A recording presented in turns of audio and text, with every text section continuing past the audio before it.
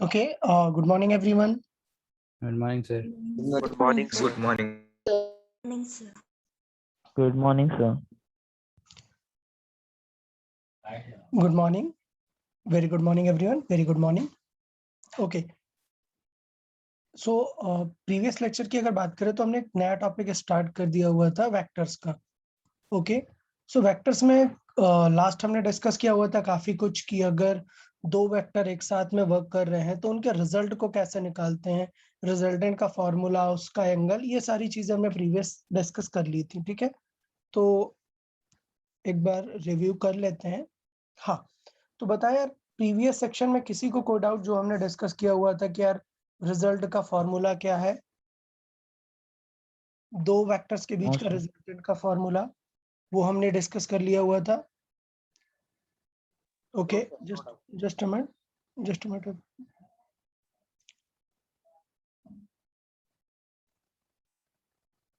Okay, तो यहाँ पर हमने रिजल्टेंट का फॉर्मूला डिस्कस कर लिया हुआ था.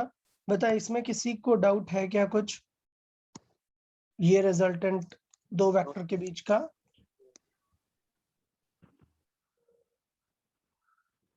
किसी को कोई डाउट है इसमें? ओके, फिर हमने क्या देखा सेकंड कि रिजल्टेंट कितना एंगल बना के निकलेगा, वहां से किस एंगल पर वो पार्टिकल एग्जैक्टली मूव करने वाला है वो. और फिर मोस्ट इंपॉर्टेंट पार्ट हमने डिस्कस किया कि अगर उनके बीच का एंगल 90 डिग्री है तो फिर हम क्या करेंगे. ठीक है ना, इतनी चीजें क्लियर है ना सभी को? Yes, sir. हाँ सर. Okay, good. फिर लास्ट में हमने क्या डिस्कस किया हुआ था कि अगर कभी क्वेश्चन में आपको क्या दिख जाए, एक क्लोज ज्योमेट्री दिख जाए, तो आप ढूंढ सकते हैं कि रिजल्टेंट क्या है और उसको सर्च करने का तरीका क्या है. क्या हमें फाइंड करना चाहिए? Two head to tail. Two head to tail. अगर कभी ऐसा लगे कि कहीं किसी वेक्टर में टू हेड टू टेल नहीं है but it is a close geometry, then definitely you can reverse a vector. Okay, तो एक वेक्टर को रिवर्स करके टू हेड और टू टेल की कंडीशन बना सकते हैं. तो ये एग्जांपल देखा था मैंने, जैसे इसमें देखा कि बी पे हमें two heads and two tails वाली कंडीशन दिख रही है, मतलब बी हमारा क्या है, रिजल्टेंट है. तो इसका मतलब ये होगा कि B will be A plus C, ये हमारा कंक्लूजन आएगा. फिर अगर हम बात करें जैसे मल्टीपल ज्यादा वेक्टर्स हैं तो उसके अकॉर्डिंग देख सकते हैं. यहाँ पर देखा हमने कि सी पे हमें टू हेड्स और टू टेल वाली कंडीशन दिख रही है, तो सी वेक्टर हमारा बन गया रिजल्टेंट. तो ये बन गया हमारा एक्सप्रेशन. फिर हमने एक एग्जांपल डिस्कस किया था कि यार इस पे कोई भी वेक्टर ऐसा लग नहीं रहा कि टू हेड या टू टेल है, तो हमने क्या कि किसी एक वेक्टर को क्या किया, इन्वर्ट कर दिया. तो सपोज फॉर एग्जांपल मैंने डी को किया, तो डी को हमने उल्टा कर दिया तो ये बन गया माइनस डी. अभी इसके पास टू हेड टू टेल हो गए, सो ये जो माइनस डी है ये हमारा बन गया क्या, रिजल्टेंट. और उसको अगर मैं लेफ्ट साइड पे लेके आ गया तो हमारा एक इक्वेशन टाइप आ गई कि ये इक्वेशन सेटिस्फाई होगी. फिर मैंने सी को भी इन्वर्ट करके दिखा दिया. इस तरह बताया कि कुछ भी इन्वर्ट कर दें तो सेम चीज रहने वाली है. बता यहाँ तक के डिस्कशन में किसी को कोई डाउट क्या? Okay, No, sir. गुड. अभी क्या करते हैं यार, एक वेक्टर का लोकेशन थोड़ा सा लिखना सीख लेते हैं कि लोकेशन लिखी कैसे जाती है. ठीक है, तो लोकेशन में ईस्ट वेस्ट नॉर्थ साउथ ये तो हमें क्लियर है. इनके जो मिडिल है 45 एंगल पर जाते हैं उन्हें क्या बोलते हैं? North east, north Northeast, west, southwest, and southeast. हाँ श्वेत, एनी डाउट? हाँ सर, मुझे एक डाउट था सर. वो हमने देखा ना कि मतलब लेंथ हमारे मैग्नीट्यूड को बताती है और मतलब वही एरो डायरेक्शन को भी सिग्निफाई करता है. तो सर मतलब ऐसा हर एक वेक्टर के लिए मतलब वैसा एक अलग एरो हम निकाल सकते हैं क्या, या क्या होता है वो? नहीं, हर एक वेक्टर का डायरेक्शन अलग होगा. एरो मींस जस्ट हेड, यार ये वाली डायरेक्शन है. अब आप ऐसे नहीं सोचोगे कि यार एरो यहाँ पे ऐसे बना दो. भाई लाइन ये है, लाइन के लिए एरो ये है. तो मतलब एरो बस दो ही कंडीशन हो सकती है, इधर आप इधर बनाओ या फिर इधर बनाओ. ठीक है, सो इसका कहने का मतलब ये होता है कि सपोज मुझे नॉर्थ ईस्ट चाहिए, तो आप नॉर्थ ईस्ट के लॉन्ग एक लाइन ड्रॉ कर दो. अब दो पॉसिबिलिटीज है, अगर आपने एरो ऐसे किया मतलब नॉर्थ ईस्ट की तरफ है, और अगर आपने एरो ऐसे कर दिया तो किस तरफ है, Southwest साउथ की तरफ. वेस्ट की तरफ. साउथ वेस्ट की तरफ. तो एरो का उस तरीके से सिग्निफिकेंस नहीं है, स्ट्रेट है कि जहां लाइन ड्रॉ करोगे बस उस पे फॉरवर्ड या बैकवर्ड दो ही तरह से पॉसिबिलिटीज है. सर नहीं, मतलब मैं पूछ रहा हूँ कि मतलब हम हर एक वेक्टर के लिए वैसा ड्रॉ कर सकते हैं क्या? हाँ, हर एक मुश्किल- वेक्टर के लिए ड्रॉ कर सकते हैं। हाँ, हाँ ठीक है। सबके लिए वैलिड है। सपोज मैंने बोला 10 मीटर पर सेकंड स्पीड, तो जरूरी नहीं है कि आप लेंथ डिस्टेंस को ड्रॉ करो, आप स्पीड वेक्टर भी ऐसे बना सकते हो। आप एज्यूम करो that 1 centimetre length signifies 1 metre per second speed. Okay, Yes, sir. हाँ ठीक है। अभी नेमिंग क्या है, ये नेम तो हमें क्लियर हुआ, ईस्ट या फिर नॉर्थ ईस्ट और ये सारी चीजें। अब सपोज मैं बोलता हूँ कि ये एक वेक्टर है जो कि कितना एंगल बना रहा है, 30 30 डिग्री। degree. इसे लिखने का तरीका क्या है, अच्छे से ध्यान देंगे कैसे लिखना होता है। मुझे पता है कि ये 30 डिग्री कहाँ से बना रहा है, ईस्ट East से। से। East से. आंसर होना चाहिए 30 डिग्री ईस्ट। बट यार क्या 30 डिग्री ईस्ट मतलब ये भी तो हो सकता है ना नीचे भी की तरफ भी। तो मुझे और एक चीज क्लियर होनी चाहिए कि ईस्ट और किस तरफ, North की North. तरफ। Towards north, towards North। North. तो ये जो है ना, ये थोड़ा सा ग्रामेटिकली डिफरेंट लिखा हुआ है कि 30 डिग्री ईस्ट टूवर्ड्स हाँ। नॉर्थ। ये ग्रामेटिकली सही नहीं है। एक्चुअल स्टेटमेंट क्या होना चाहिए कि 30 डिग्री नॉर्थ टूवर्ड्स नॉर्थ, लेकिन कहां से, From east। From east. ये करेक्ट स्टेटमेंट है। तो इसका मतलब ये है कि अगर मैं इसे शॉर्ट फॉर्म में लिखूं तो मैं लिखूंगा 30 डिग्री एन ई। इसका मतलब होता है towards north from east. East. तो इसका मतलब ये हुआ कि कभी भी दो लेटर लिखे हैं, सपोज सिंपल लिखा है नॉर्थ ईस्ट, इसका मतलब 45 डिग्री है, बिना कुछ कहे हम समझ गए 45। लेकिन अगर ऐसे लिखा हुआ 30 डिग्री नॉर्थ ईस्ट, मतलब एंगल कहाँ से मेजर करना है, From ईस्ट east. से। From east से।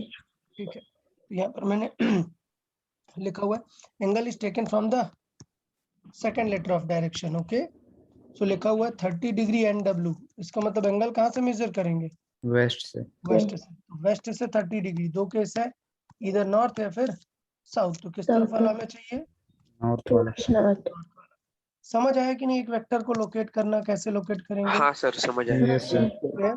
ओके, तो इसे रीड कैसे करते हैं, इसे रीड करते हैं 30 degree north of west. Clear, actually इसका मीनिंग ये 30 degree from west towards north, लेकिन एक्चुअली इसे लिखते कैसे हैं 30 डिग्री एन डब्ल्यू, मतलब north of west. Of west मतलब वेस्ट से मेजर करना है आपको। ठीक है, तो अगर ये लिखा हुआ है, ये हुआ 30 डिग्री नॉर्थ ऑफ वेस्ट, और ये हुआ 30 डिग्री साउथ ऑफ वेस्ट। ठीक है, तो चले ड्रॉ कर लेते हैं। 20 डिग्री एस ई को ड्रॉ करेंगे, बताओ एंगल कहाँ से मेजर करेंगे, East से। East. किसके तरफ, South की तरफ. South। मतलब ये समझ आया ना। South of east। Yes। हाँ Okay. Sir. 45 degree W S west of south, तो मेजर कहाँ से करना है, South साउथ से तरफ, west की तरफ। 45 डिग्री। ये हो गया। थर्ड क्या है, West। West of north। मतलब कहाँ से मेजर करेंगे, North से। North से. राइट साइड या North लेफ्ट से। Side, left side. Left। Left side. समझा ना, हाँ सर। हाँ कोई सर. डाउट तो नहीं ना किसी को। नहीं सर।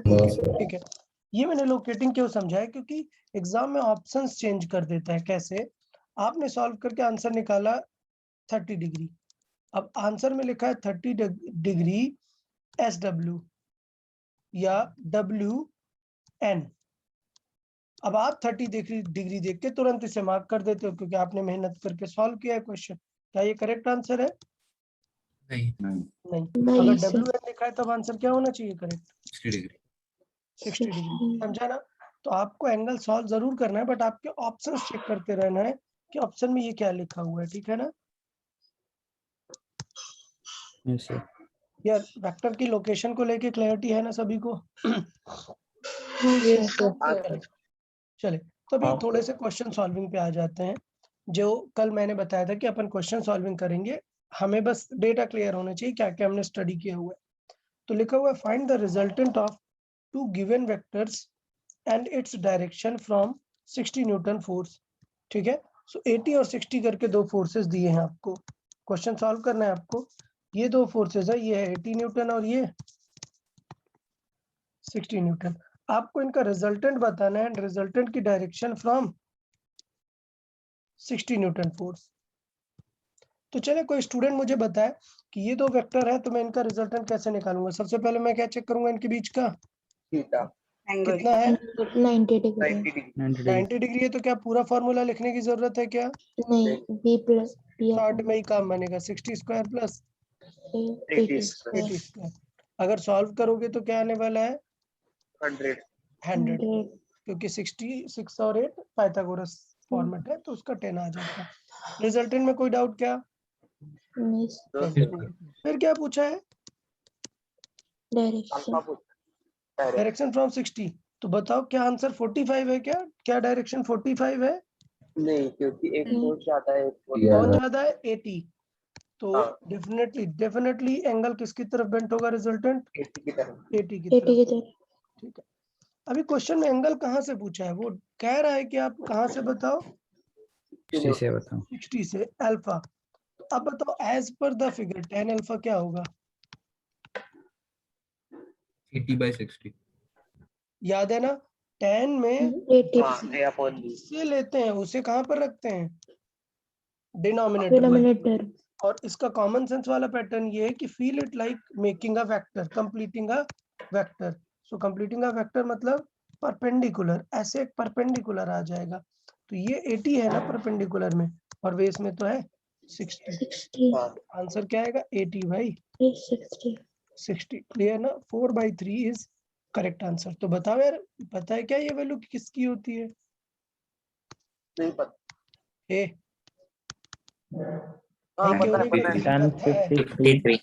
53 कंफर्म है सबको? 10 हाँ, 53 डिग्री की होती है। तो अल्फा का आंसर कितना आ गया? 53 डिग्री। 53 डिग्री क्या लिखूंगा? एंगल वैल्यू क्या लिखूं यहाँ पर? एग्जैक्टली SW क्या लिखूं? SE SE। सोच लो। yes yes yes yes clear है ना? हाँ सर, यस clear। हाँ सर ठीक है चलिए। तो आई गेस क्वेश्चन समझ में आ गया ना आप लोग को? हाँ सर ओके। अभी मैं क्या करूंगा, अभी आज नहीं कल, tomorrow I will post the sheet of vectors. Okay. So आपको एक 2 डेज का टाइम रहेगा, आप वो सॉल्विंग स्टार्ट कर सकते हो वेक्टर्स की। Okay sir. ओके। अभी एक और लेक्चर हमें चाहिए होगा आफ्टर दिस लेक्चर, उसके बाद आप लोग शीट स्टार्ट कर सकते हो। टिल देन जो मैं क्लासरूम में करा रहा हूँ क्वेश्चन उनको अच्छे से समझना है। तो यहाँ तक दोनों चीजें क्लियर है? क्या चीजें हमने इंपॉर्टेंट वाली देखी यहाँ पर? एक तो रिजल्ट निकालना और एक उसका एंगल या डायरेक्शन। Angle।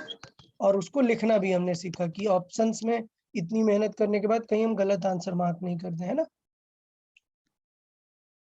ठीक है। तो यहाँ पर मैंने दोनों चीजें दी। यहाँ पर मैंने दो तरीके से डायरेक्शन सॉल्व की है। मैंने पहले क्या सॉल्व किया? From formula. और मैंने क्या फॉर्मूला यूज किया? वो बड़ा वाला पूरा फॉर्मूला। फिर उसमें 90 की वैल्यू रखी। लेकिन कल मैंने आपको बता दिया था ना कि आप क्या करो, डायरेक्टली हाँ, प्लान कर लो। 90। 90 की जरूरत नहीं है, डायरेक्टली क्या आ जाता है? b/a। ये हाँ हाँ, ठीक है। और बस वो ध्यान देना है कि जिससे एंगल पूछा है उसको डिवाइड में लेके आना है। ठीक है। ओके चले ये क्वेश्चन ट्राई करें सभी लोग। ट्राई करें ये क्वेश्चन।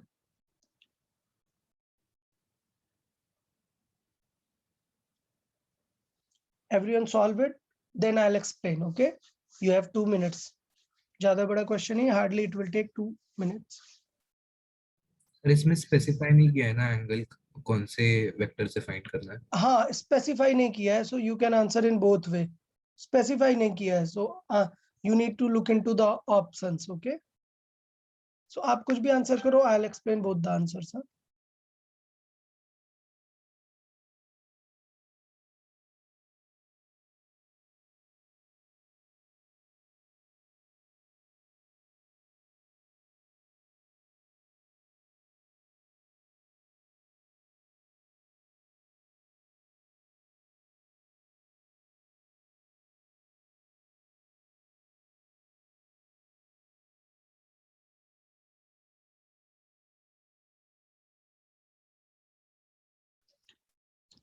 यार सबसे फर्स्ट इंपॉर्टेंट पॉइंट है कि आप लोगों को ये वेक्टर ड्रॉ करने आने चाहिए। अगर आप ड्रॉ नहीं कर पाओगे तो एंगल बिटवीन द वेक्टर नहीं समझ पाओगे। So draw clearly and then use formula.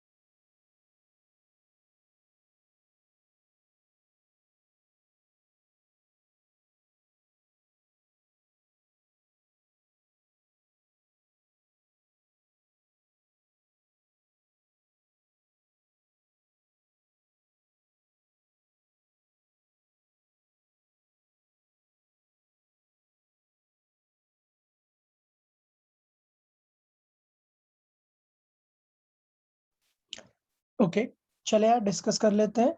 I guess आप लोगों ने अटेम्प्ट कर लिया होगा, कर लिया है ना?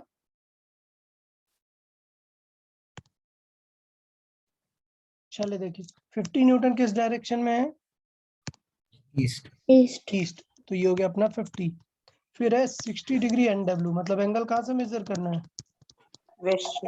वेस्ट से किस तरफ? नॉर्थ की North की तरफ। तरफ. के तरफ कुछ अगर वेस्ट से नॉर्थ की तरफ 60 मेजर कर दूंगा, ये एंगल 60 हो गया, तो बीच में कितना बचा वेक्टर के? 120। 120. So, थीटा 120 डिग्री है पहली बात तो इसका मतलब मुझे फॉर्मूला यूज करना पड़ेगा। अभी cos थीटा cos 120 की वैल्यू कितनी होती है? तो लिखना सिखाया था, कहाँ से देखना होता है? 180 की तरफ से, इधर से। सो कितना है? 60। cos 60 कितना होता है? 1/2। 2. और बिकॉज ये सेकंड क्वाड्रेंट में है, इसलिए cos क्या होता है वहां पर? Negative. नेगेटिव। जिन लोगों को भूल गया हो ये निकालना, वो लोग बेसिक मैथमेटिक्स का पहला लेक्चर देख लेंगे, उसमें मैंने ये सिखाया हुआ है आपको एंगल कैसे लिखना है। तो cos का काम हो गया, अभी यार फॉर्मूला बचा, तो फॉर्मूला देख लेते हैं। देखिए फॉर्मूला क्या है? Root of a² + b² + 2ab cos theta. मैंने फॉर्मूले में वैल्यूज रख दी ये सारी, -1/2 रखा। तो जब -1/2 रखेंगे ना, तो 2 तो कट हुआ, बट ये माइनस तो बाहर आ जाएगा ना, तो ये हाँ। माइनस आ गया बाहर। तो अभी हमने Yes, थोड़ा sir. सा सॉल्व किया, स्क्वायर ब्रेक किया, और हमारा आ गया 7500 इनसाइड। सो डेफिनेटली 10 कॉमन आया, इनसाइड आया 75। 75 को और ब्रेक कर सकते हैं 25 × 3, तो फाइनल आंसर कितना आ गया? 50 रूट 50√3। बताएं आप लोग को आ गया था कि नहीं? हाँ सर। यार सभी लोगों को आया था ये 50√3? हाँ ओके सर आया sir. Okay. Yes. Sometimes option में आपको ये मिल सकता है, या फिर कभी डेसिमल में मिलेगा। तो डेसिमल में मिलेगा तो √3 की वैल्यू रख के मल्टीप्लाई कर लेंगे ना आप लोग? हाँ सर। Yes, sir. ओके हाँ सर. चले। नेक्स्ट पार्ट क्या है हमारा? रिजल्टेंट की डायरेक्शन फाइंड करना। तो क्या रिजल्टेंट 60 डिग्री एंगल बनाएगा क्या? नहीं, ये 50 ये 100, तो पक्का रिजल्टेंट इस तरफ कहीं पे शिफ्ट होगा, है ना? Yes, sir. ठीक है चले, अब रिजल्टेंट के एंगल का फॉर्मूला रख लेते हैं। ये बताएं आप लोगों ने निकालने का ट्राई किया ना सभी लोगों ने एंगल? हाँ सर। बताएं आंसर क्या आ रहा है, बताएं कुछ। मतलब फाइनल कैलकुलेट सॉरी, क्या आ रहा है? कोई और लोग बताएं, आंसर बताएं क्या आ रहा है, फाइनल डायरेक्शन किस तरफ आ रही है? ऐसा कुछ बताएं, मतलब कुछ 75 डिग्री, 60 डिग्री, कैसा क्या आ रहा है, कुछ बताएं।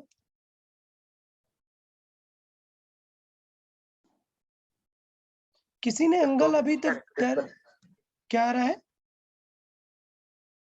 अभी तक कैलकुलेट करने का। अभी कैलकुलेट किया नहीं? अरे इतना स्लो कर रहे हो, जल्दी से करें सब लोग, चलें फास्ट, जल्दी से सभी लोग कैलकुलेट करें।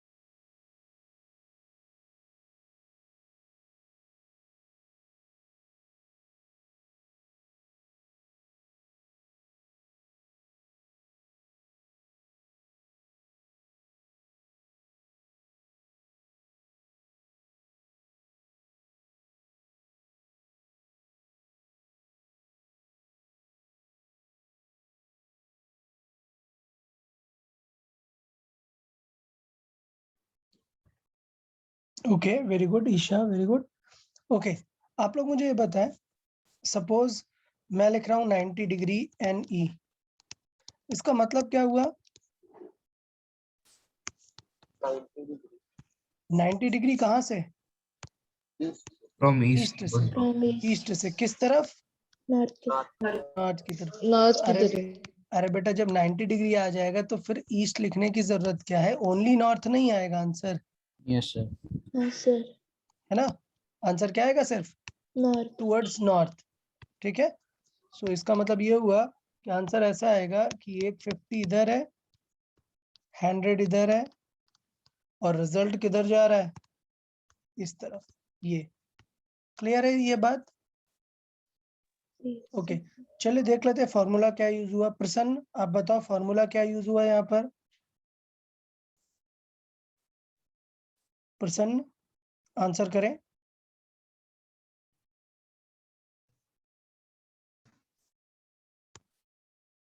सर मैं बताऊँ? नहीं नहीं, प्रसन्न है ना, ज्वाइन है। हाँ सर। हाँ प्रसन्न आंसर करें। सर एंगल हाँ फॉर्मूला, फॉर्मूला tan का कौन सा फॉर्मूला यूज करते हैं अपने tan यहाँ पे। अल्फा हाँ tan अल्फा क्या होगा, b sin theta b sin theta on a plus b cos theta. a plus B cos theta. बहुत बढ़िया। अभी वैल्यूज बताओ क्या क्या रखी हमने। b की वैल्यू क्या थी,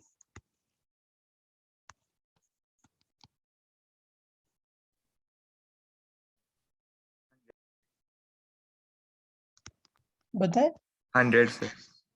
b की वैल्यू 100, पूरी सारी वैल्यूज जल्दी जल्दी बताएं। साइन की वैल्यू sin √3/2 साइन 120 √3/2, ओके। फिर 50 प्लस 50 प्लस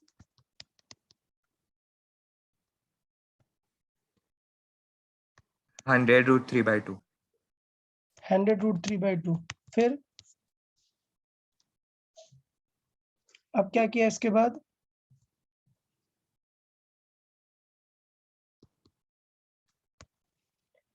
प्रसन्न कंटिन्यूअसली एक्सप्लेन करते जाए, पूरा एक्सप्लेन करें कि कैसे निकाला हमने।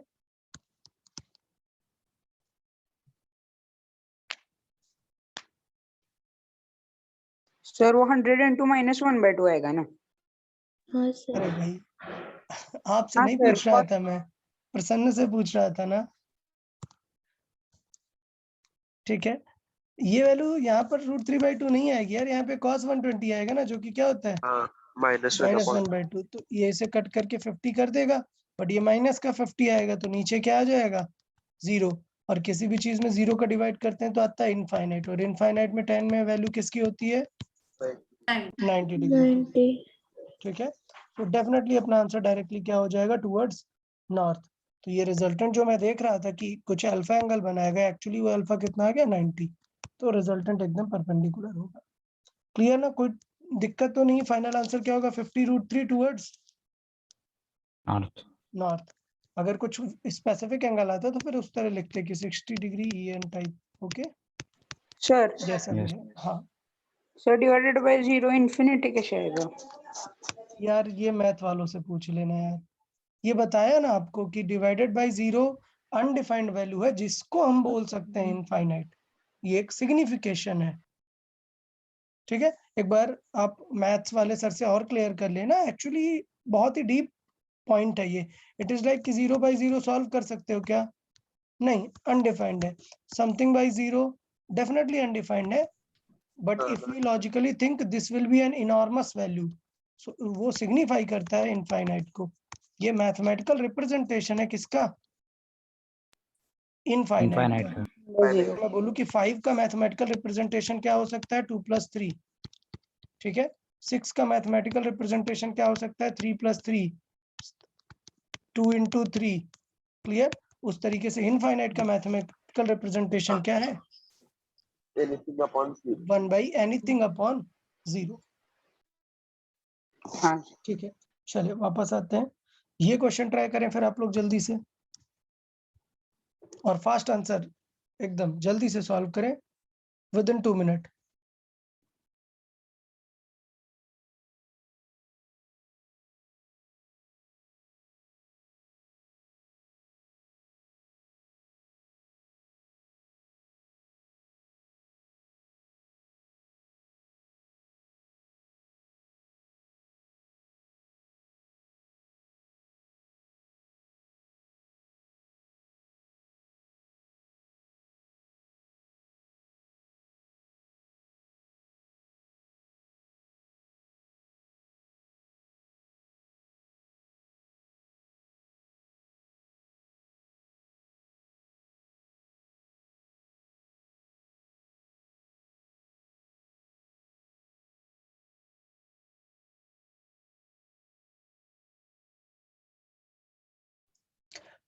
ठीक है, और इस क्वेश्चन को हम डायरेक्टली कर लेते हैं क्योंकि इसका आंसर थोड़ा सा कॉम्प्लिकेटेड आएगा, बिकॉज इन दोनों वेक्टर के बीच का एंगल कितना है?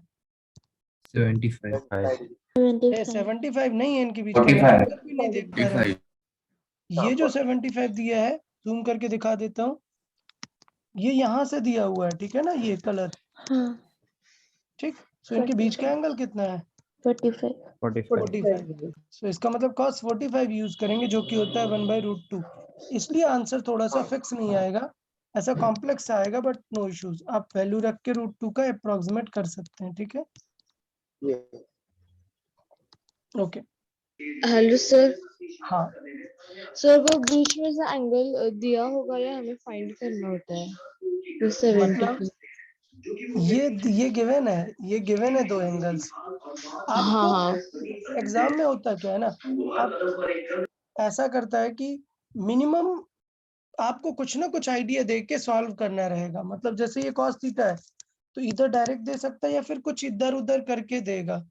यही तो ट्रिक है कि आपको एग्जाम में समझना है कि हमारा टारगेट है इनके बीच का एंगल फाइंड करना। अब उसके डिफरेंट वेज हो सकते हैं, इसमें एक सिंपल वेज दिया है कि दोनों के एंगल दे दिए हैं, ठीक है। सर, फिर ऊपर वाले में हमें फाइंड करना था ना वो? हाँ, ऊपर वाले में भी दिया था, दो वेक्टर के बीच का एंगल दिया था, रिजल्टेंट का एंगल फाइंड करना था। हाँ यहाँ पे ओके। आपको रिजल्टेंट का एंगल पूछा ही नहीं है, हाँ रिजल्टेंट का सर। एंगल पूछा ही नहीं है, ठीक है ना। हाँ सर।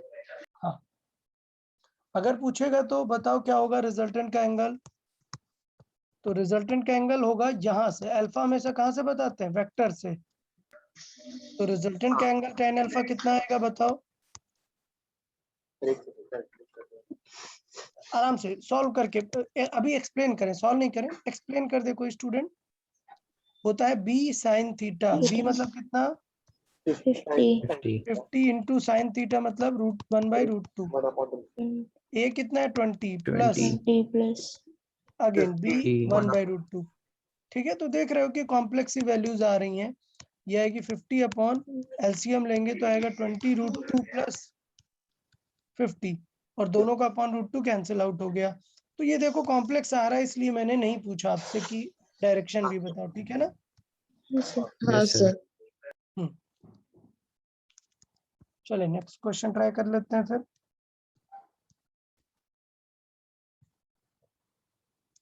चले ये क्वेश्चन ट्राई करें, इसको मैथमेटिकली पहले सॉल्व करें और फिर मैं इसका लॉजिकल मेथड भी बताता हूँ कि कैसे देख सकते हैं। क्वेश्चन रीड करें, the resultant of two equal vectors, मतलब ए और बी क्या है? दोनों इक्वल तो Equal. मान लो क्या है वो? x x, sorry my mistake, the resultant of two equal vector is twice the magnitude of first vector। okay, तो कौन twice है, वेक्टर या रिजल्टेंट? रिजल्टेंट इज ट्वाइस, मतलब रिजल्टेंट का आंसर कितना है? 2x 2x। कोई डाउट क्या? अब पूछा क्या है आपसे? एंगल, मतलब cos थीटा। क्या अल्फा पूछा है क्या? tan अल्फा पूछा है क्या? नहीं, वो रिजल्टेंट का एंगल है, वो नहीं पूछा है। क्या पूछा है? Angle Angle between between the the vectors. vectors. Between the vectors मतलब cos थीटा। तो समझ गए ना, फॉर्मूला लगा के सॉल्व कर दो यार थोड़ा सा। तो चलो ये क्वेश्चन मैं ट्राई कर देता हूँ, मैं सॉल्व कर देता हूँ आपके लिए। रिजल्टेंट क्या होगा? r² is equal to plus b² plus 2ab। तो चलो रख देते हैं, 2x का square is equal to x² plus x² plus 2 into X into cos theta. कोई डाउट क्या यहाँ तक? नहीं। अब ये 4x² है और 2x² इधर सब्ट्रैक्ट हो जाएगा, कितना बचेगा? 2x²। 2 cos थीटा, ये कट हुआ, cos थीटा की वैल्यू क्या 0 आ गई क्या? 1 कट हुआ मतलब क्या आया? 1। तो थीटा कितना है? 0 0 डिग्री। क्लियर ना? cos में 1 किसकी वैल्यू होती है? 0 डिग्री की। तो एंगल बिटवीन द वेक्टर्स क्या है? 0 डिग्री। अब यहाँ पर आता है अच्छा वाला लॉजिक, देखें क्या मैंने आपको समझाया था कि दो वेक्टर ए और बी जब सेम डायरेक्शन में होते हैं तो उनका रिजल्ट कितना आता है? a plus B. हम्म, अगर दोनों अपोजिट डायरेक्शन में है तो रिजल्ट कितना आता है? ए A minus minus a minus b। और बीच में कहीं होंगे तो कुछ भी आ सकता है। 90 के लिए हमने देखा था ये सब कुछ। तो पता है these are called maximum and minimum value of any resultant. अब देखो ये नोट्स में लिखा नहीं है, ये लॉजिक, ये कॉमन सेंस वाली बात है। जो लेक्चर अटेंड कर रहे हैं वो ही इसे समझ पाएंगे और सीख पाएंगे कि मैं क्या समझाना चाह रहा हूँ। क्लियर? ओके।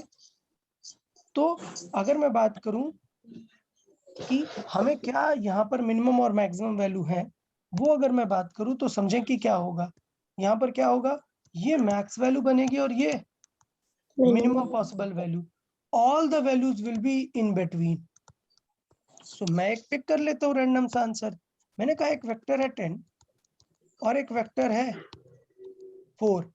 बताओ what possible resultant you can gain from these two vectors. बताओ मिनिमम कितना गेन कर anything सकते हैं यहाँ between से? 16 to 6.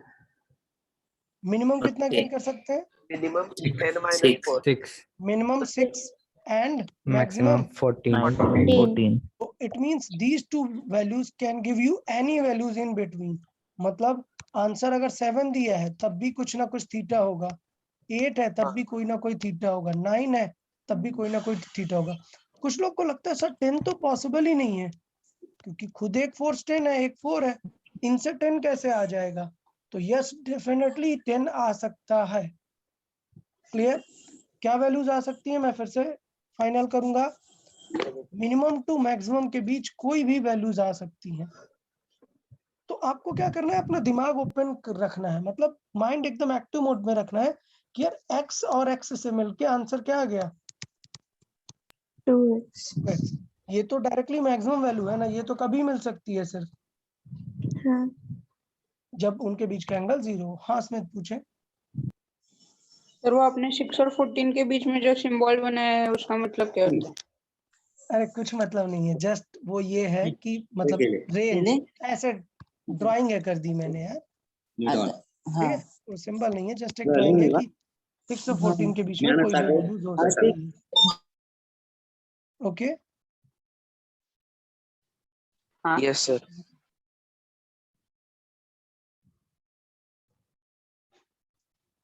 ओके। अब बात आती है कि इसका मतलब रिजल्टेंट 0 कब हो सकता है? बताओ रिजल्टेंट 0 कब हो सकता है? जब दोनों इक्वल होंगे दोनों इक्वल हो और एंगल 180 180 डिग्री हो।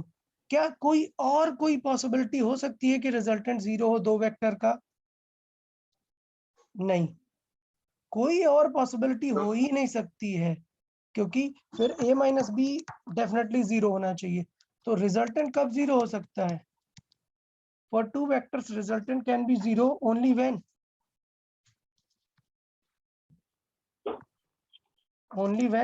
a and b are equal और थीटा कितना है? 180. 180 बाकी दो वेक्टर से और कभी भी 0 होगा क्या? नहीं. नहीं, ठीक है ना?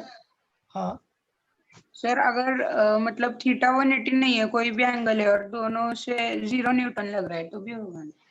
अरे हाँ ठीक है, सॉरी हाँ, ये भी एक केस हो सकता है, माय मिस्टेक। ये भी केस है कि अगर आपने a और b को ही 0 कर दिया तो बात ही खत्म है, रिजल्ट चाहे कुछ भी एंगल हो, रिजल्ट क्या आएगा?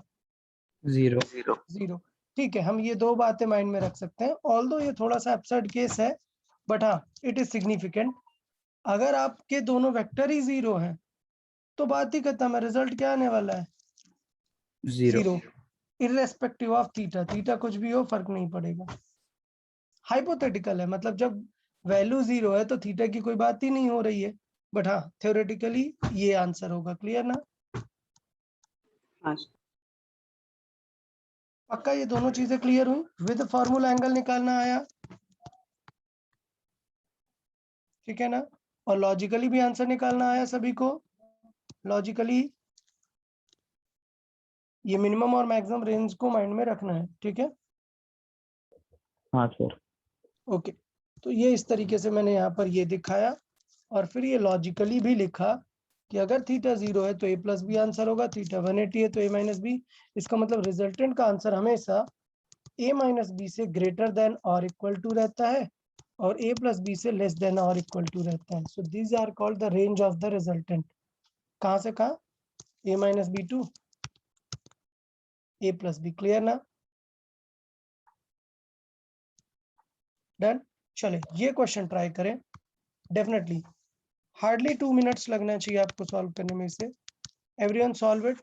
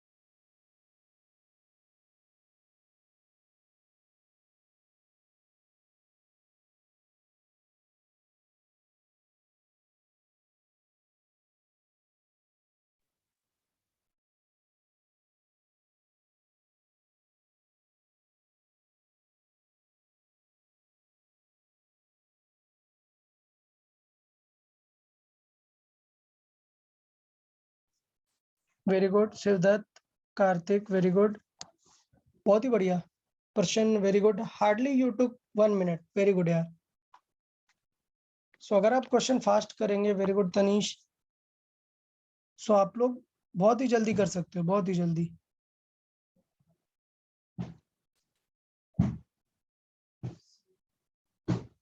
ओके चले देख लेते हैं यार. मुझे लगता है सिंपल क्वेश्चन था. काफी लोगों ने बहुत ही जल्दी आंसर कर दिया है.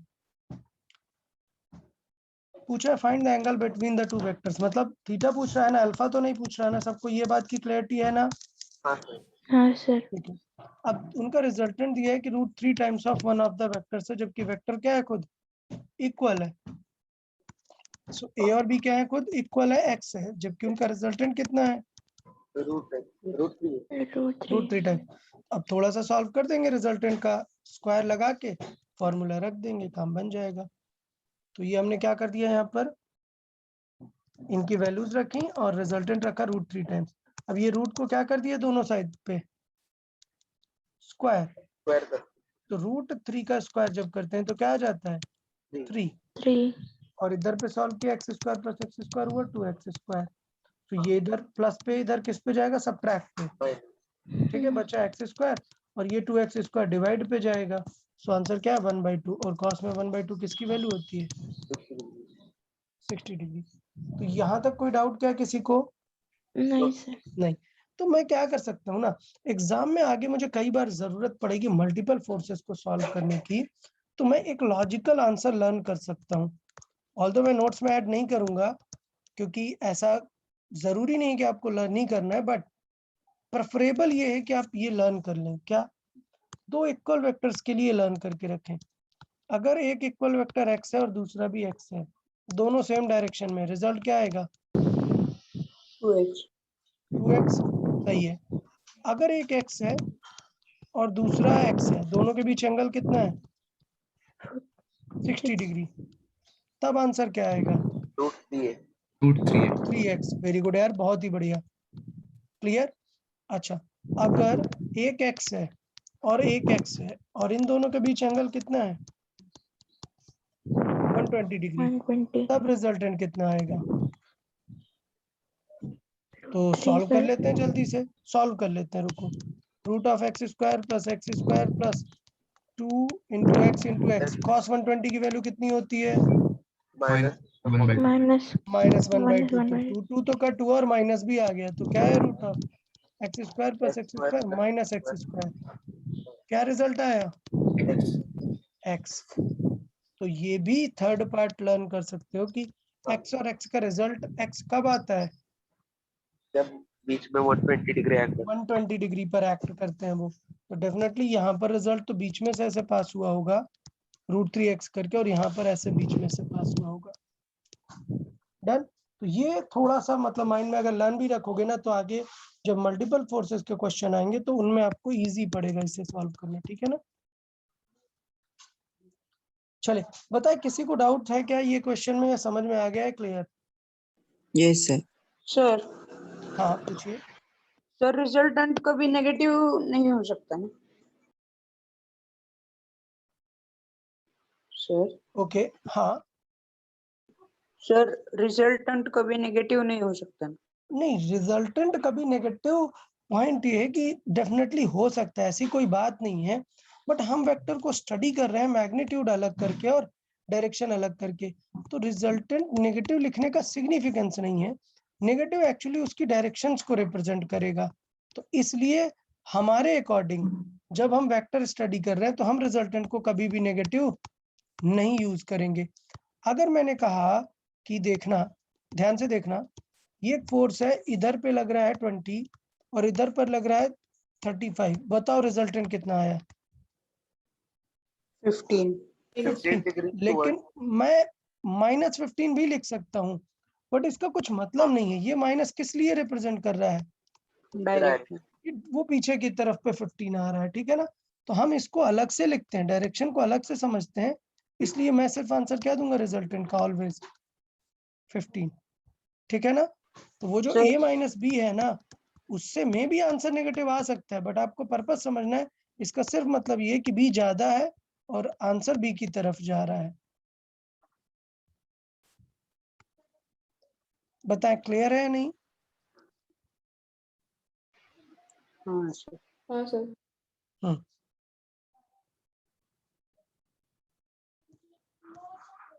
ओके चले नेक्स्ट ट्राई करेंगे।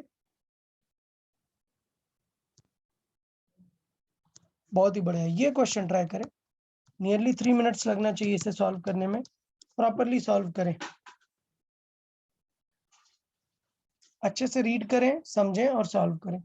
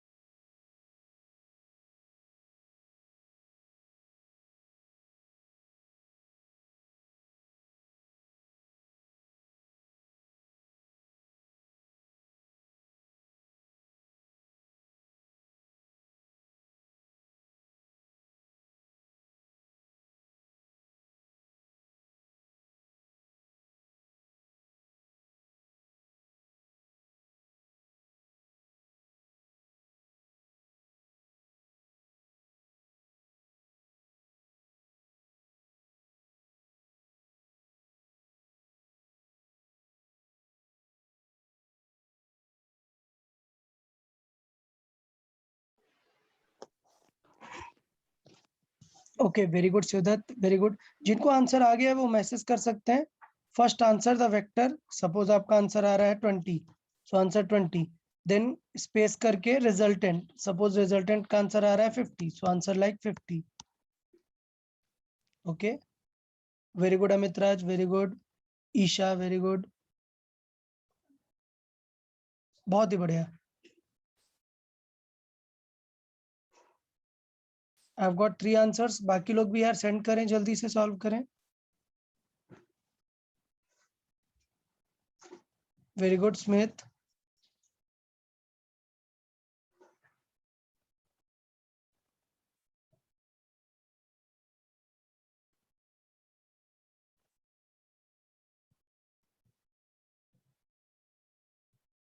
वेरी गुड पृथ्वीराज,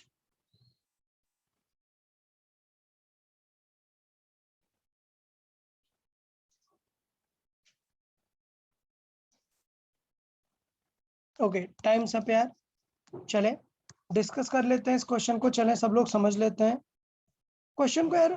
अंडरस्टूड करना बहुत इंपॉर्टेंट है कि क्वेश्चन में क्या क्या रहा है। ठीक है, तो मैं लाइन बाय लाइन रीड करके आपको एक्सप्लेन करूंगा। लिखा हुआ है the resultant of two vector makes 30 degree with the vector of higher magnitude. मतलब ये हुआ कि दो वेक्टर है वहां पर, एक पक्का कम है और एक ज्यादा है, तो एंगल हायर वाले से कितना बन रहा है 30 degree. If the angle between the vector is 90 degree, इसका मतलब कितना सिंपल हुआ, ये दो वेक्टर हैं जिनके बीच का एंगल कितना है 90 डिग्री। अब कह रहा है कि स्मॉलर वेक्टर कितना है 10। हायर वेक्टर हमें नहीं पता, हमने मान लिया क्या x। बट क्वेश्चन में एक काम की चीज दी है कि हायर वाले से रिजल्टेंट कितना एंगल बना रहा है 30 डिग्री। तो इसका मतलब गिवन है ना आपको रिजल्टेंट का एंगल, तो किसका वाला फॉर्मूला यूज करेंगे, रिजल्टेंट के एंगल वाला। अब बताओ क्या पूरा फॉर्मूला यूज करने की जरूरत है क्या, पूरा बी साइन थीटा वाला क्या डी अपन ए। नहीं, क्योंकि 90 डिग्री है तो डायरेक्टली मैं कर सकता हूँ क्या कि एंगल किससे मेजर किया हुआ है बताओ, एक्स से ना। हाँ एक्स सर। ऊपर रहेगा या अपॉन में रहेगा, अपन में अपॉन में रहेगा। बेटा ये अभी के अभी सब लोग क्लियर करो इस बात को, ठीक है। समझ में आनी चाहिए सबको कि एंगल जिस भी वेक्टर से मेजर करते हैं उसी को बोलते हैं बेस, और वही आता है कहाँ पर अपॉन में। जो वेक्टर एक्स्ट्रा परपेंडिकुलर है वो इधर पर एज अ परपेंडिकुलर आता है। तो tan अल्फा का आंसर क्या आने वाला है यार 10/x। x। और as per the question x alpha की वैल्यू कितनी गिवन है tan मतलब अल्फा इज 30 हाँ डिग्री 30 डिग्री, मतलब tan 30 डिग्री। सो वैल्यू क्या आएगी इसकी 1/√3। 1/√3 रूट। तो x का जो अननोन फोर्स है उसका आंसर क्या है क्या 10√3 10√3। दूसरा मैंने पूछा था फाइंड द रिजल्टेंट, तो यार रिजल्टेंट का तो फॉर्मूला 90 डिग्री है ना, डायरेक्टली क्या करेंगे स्क्वायर, तो 10 स्क्वायर प्लस 10√3 का स्क्वायर। सो बेटा 10 का स्क्वायर तो 10 का स्क्वायर है और √3 का स्क्वायर मतलब 3। सो ये है 3 टाइम्स ऑफ 10 स्क्वायर और ये है 10 स्क्वायर। तो मतलब मैं ये बोल सकता हूँ कि ये 3 टाइम्स ऑफ 10 स्क्वायर और ये 1 टाइम्स ऑफ 10 स्क्वायर, मतलब 4 टाइम्स ऑफ 10 स्क्वायर आ जाएगा ना, 4 का √2 और 10 स्क्वायर का √10, आंसर क्या है 20। ये मैंने एक मेथड लॉजिकल मेथड डाला, आप सिंपल स्क्वायर करके भी सॉल्व कर सकते थे। या आता √100 प्लस 300 क्या आता √400। 400। ठीक है ना, तो बताएं क्वेश्चन सभी को समझ आ गया कि नहीं, हाँ sir. Yes, clear. sir. Okay, yes ये भी क्लियर है ना कि मैंने tan अल्फा का सिंपल फॉर्मूला क्यों यूज किया है, यस। बिकॉज थीटा क्या था 90 90 डिग्री। ठीक है, ओके गुड। चले ये क्वेश्चन ट्राई करें, जल्दी से ट्राई करें, मैक्सिमम 3 मिनट फास्ट सॉल्व करेंगे।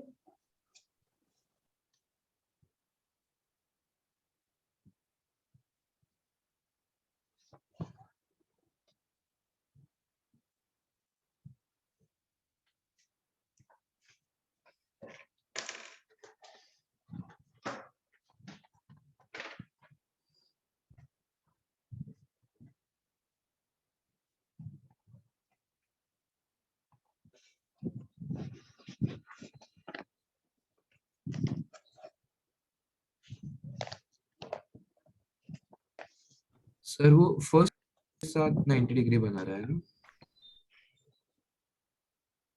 यार थोड़ा सोचना पड़ेगा ना आपको, थोड़ा सा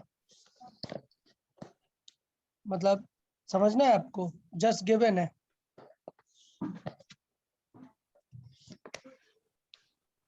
यार सोचने वाली बात समझो, एक वेक्टर क्या है x है और दूसरा कैसा है उसका ट्वाइस है। ट्वाइस है, तो मान लेते हैं ये 2x है, तो रिजल्टेंट डेफिनेटली कहाँ से जाएगा बीच में से, क्या 90 बनेगा क्या भी नहीं, इसका मतलब 2x कहाँ है दूर है। अब बताओ एंगल 90 बनाना है मुझे ऐसे, अब बताओ ये 2x है या ये वाला, ये 2x है और ये x है, ऐसा चलेगा क्या नो नहीं, नो। चलेगा। क्लोजर किसके होगा? जो बड़ा वाला वेक्टर है। इसका मतलब 90 किसके साथ बना रहा है? छोटे वाले वेक्टर के साथ। समझा या नहीं? Yes sir. Yes sir. हाँ, तो क्वेश्चन सफिशिएंट है। ये कॉमन सेंस आपको होना चाहिए कि 2x के साथ वो कम एंगल बनाएगा, because 90 is the max possible angle of resultant. ठीक है ना?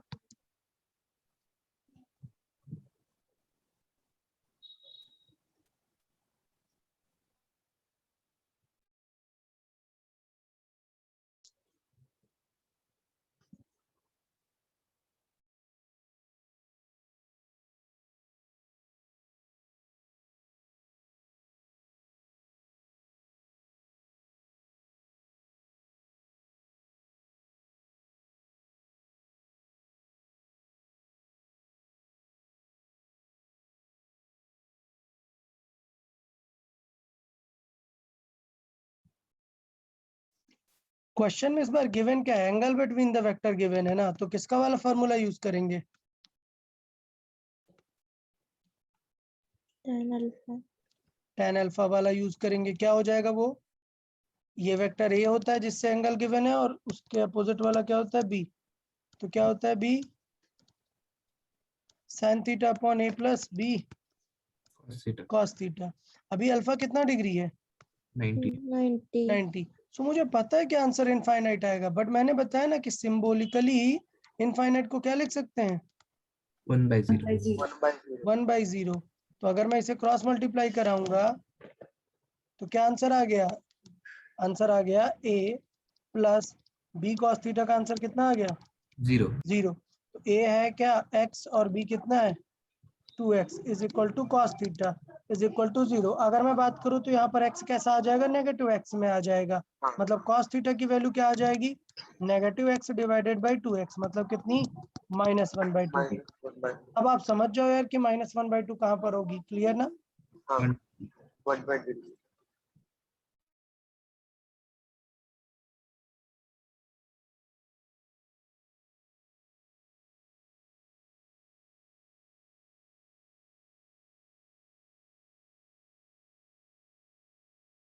यार क्लियर है ना सभी लोग? सर आपकी आवाज नहीं आ रही थी। या अभी आ रहे? हाँ। ओके, देखें, कॉस में 120 डिग्री पे होती है -1/2, तो थीटा का आंसर क्या हो जाएगा? 120 डिग्री। तो यार अभी ये समझो, सभी को समझ में आ रहा है कि नहीं? शीट में ऐसे ही क्वेश्चंस रहेंगे, आप डीसी पांडे बुक भी देख सकते हो, सॉल्व करोगे आप, ऐसे ही क्वेश्चंस मिलेंगे। आपको लॉजिक पूरे समझ आ रहे हैं या नहीं?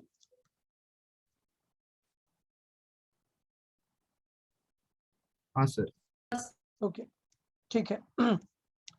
ठीक है, तो ये क्वेश्चन का सॉल्यूशन है। ओके, नेक्स्ट सेक्शन पे हम चलते हैं। क्या? Vector subtraction. तो अभी हमने क्या किया? वेक्टर को ऐड किया। तो ऐड किया तो क्या बोला हमने? रिजल्टेंट किया। a प्लस बी को अगर ऐड किया तो वो क्या आया?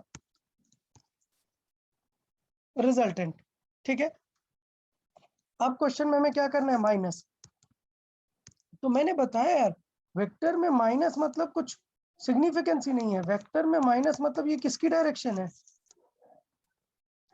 बी की B. डायरेक्शन अपोजिट है। तो अभी भी वेक्टर सब्ट्रैक्शन को भी मैं क्या बोलूंगा? रिजल्टेंट। बस ये किन दो वेक्टर का रिजल्टेंट है? ए और माइनस बी का। माइनस बी का। सब्ट्रैक्शन का मतलब है कि आप किसका रिजल्टेंट निकाल रहे हो? ए का माइनस बी के साथ। तो यार अगर फॉर्मूले में देखोगे तो बी की जगह क्या रखना पड़ेगा? Minus B. तो यार स्क्वायर करोगे तो कोई फर्क नहीं, बट यहाँ पर दिख जाएगा तो फॉर्मूला बदल जाएगा नेगेटिव करने का। a माइनस बी अगर करना है तो फॉर्मूला क्या लगाना होगा? a square plus B square minus 2ab cos theta. Clear ना? Yes sir. tan अल्फा का फॉर्मूला भी बदल जाएगा, यहाँ पर माइनस बी साइन थीटा और यहाँ पर भी माइनस बी cos थीटा। पता है क्लैरिटी है या नहीं यहाँ तक? Yes sir. तो क्या नेगेटिव के अलग से क्वेश्चन कराने की जरूरत है? नहीं, आपको फॉर्मूला पता है, ये भी पता है, कर लेंगे आप। चलो फिगर में बना के दिखा देते हैं। अगर मैंने कहा ये ए वेक्टर है, ये बी वेक्टर है, तो a प्लस बी कहाँ से पास होगा? तो डेफिनेटली a प्लस बी बीच में से पास होगा ना। यस। कोई डाउट क्या ए प्लस बी में? नहीं। अब मैं बोल रहा हूँ ए माइनस बी ड्रॉ करो, तो definitely A minus B is a resultant of A plus minus B. तो पहले माइनस बी ड्रॉ करना पड़ेगा, तो माइनस बी कहाँ पर होगा? यहाँ पर। समझा या नहीं? यस। और इनके रिजल्टेंट को ही बोलेंगे क्या? ए माइनस बी। तो इनका रिजल्टेंट क्या होगा? ए माइनस बी। समझ आया या नहीं? ए माइनस बी कहाँ पर ड्रॉ होगा? हाँ सर। अच्छा, तो देखें, अगर मैं इसे देखूं तो ये ए है, ये बी है। अब नोटिस करो जरा, इसको शिफ्ट करते हैं थोड़ा सा। ए माइनस बी को चलो शिफ्ट करते हैं। तो अगर मैं इसे शिफ्ट करूं तो देखो ये यहाँ पर एडजस्ट हो जाएगा ना? हाँ इसका मतलब आप ज्योमेट्रिकली क्वेश्चन भी आते हैं, ज्योमेट्रिकली ए माइनस बी कहाँ दिखेगा? यहाँ पर। अब डिफरेंस देखना, चलो ए और बी और ए माइनस बी का ज्योमेट्रिकली दिखाता हूँ। ए और बी, क्या रिजल्टेंट इनका क्लोज लूप बनाएगा यहाँ पर? नहीं। नहीं। क्लोज लूप कब बनाता है? जब वो दोनों कैसे ज्वाइन हो? Head to tail. तब ए प्लस बी बनाता है क्या? Resultant. Result. Done. To head और to tail. A minus B कब रिजल्टेंट बनाता है? A minus B close loop बनाता है जब कैसे ज्वाइन हो वो दोनों? Tail to tail. Tail to tail. इस तरीके से बनता है ए माइनस बी। क्या इसमें टू हेड टू टेल जैसी कोई लॉजिक होता है क्या? नहीं। नहीं। तो आपको क्या करना है? आपको सीखना है। अगर कभी ज्योमेट्रिकल क्वेश्चन आ गया तो आपको स्टेप वाइज सीखना है।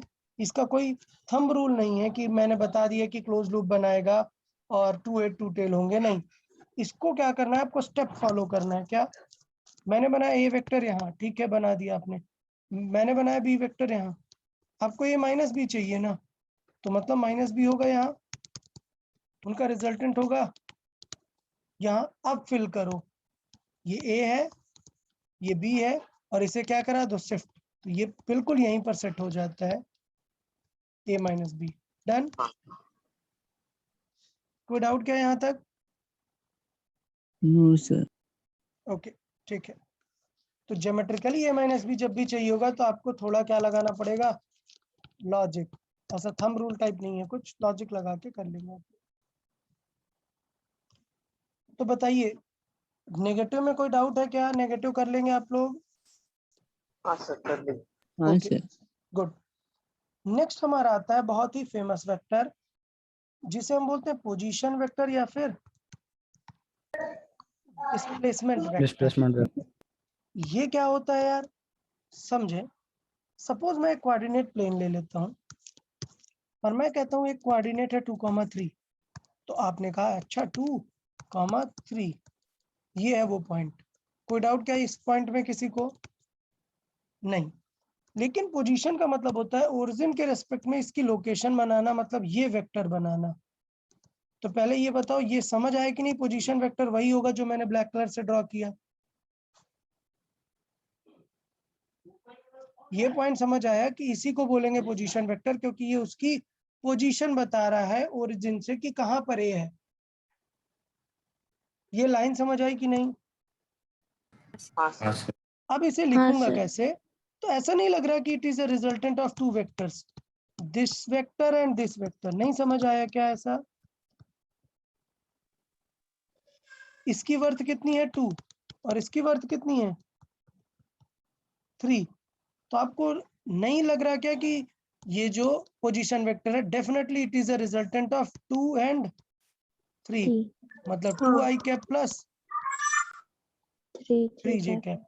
ये था logic behind the position vector. अब बात करते हैं डायरेक्ट आंसर। तो सोचना ही नहीं है, ये कोऑर्डिनेट ही क्या बन जाता है एक्चुअली? वेक्टर। रिजल्टेंट वेक्टर उसका, रिजल्टेंट नहीं सॉरी, पोजीशन वेक्टर। तो बहुत ही सिंपल सा पूछूंगा, एक पार्टिकल -4,3 पर है, what is its position vector? बताओ।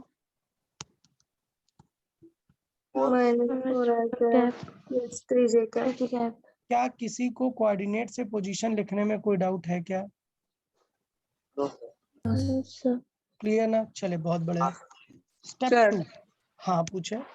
सर मतलब वो कोऑर्डिनेट जहाँ प्लॉट हो रहा है वहां तक ही हमने रिजल्टेंट की मतलब एरो length जो ड्रॉ निकाली। किया है उसी को पोजीशन बोलते हैं।